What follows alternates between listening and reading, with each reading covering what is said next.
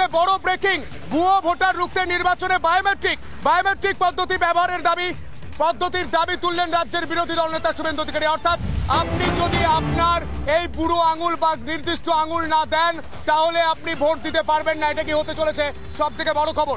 Biometric হতে চলেছে ভুয়ো ভোটার রুখতে নির্বাচনে বায়োমেট্রিক পদ্ধতি ব্যবহারের দাবি তুললেন রাজ্যের বিরোধী দল নেতা শুভেন্দু অধিকারী।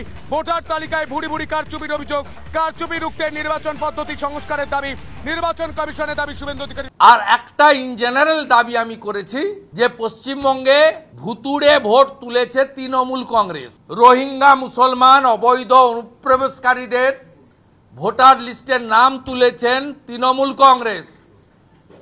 9টা বর্ডার জেলাতে অবৈধ ভুয়া ভোটারের নাম তুলেছে তৃণমূল কংগ্রেস।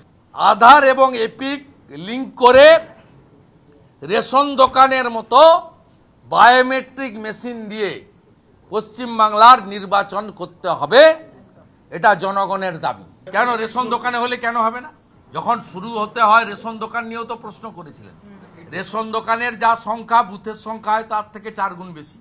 যদি 10,000 রেশন দোকানে বসতে পারে 80,000 বুথে বসতে পারে।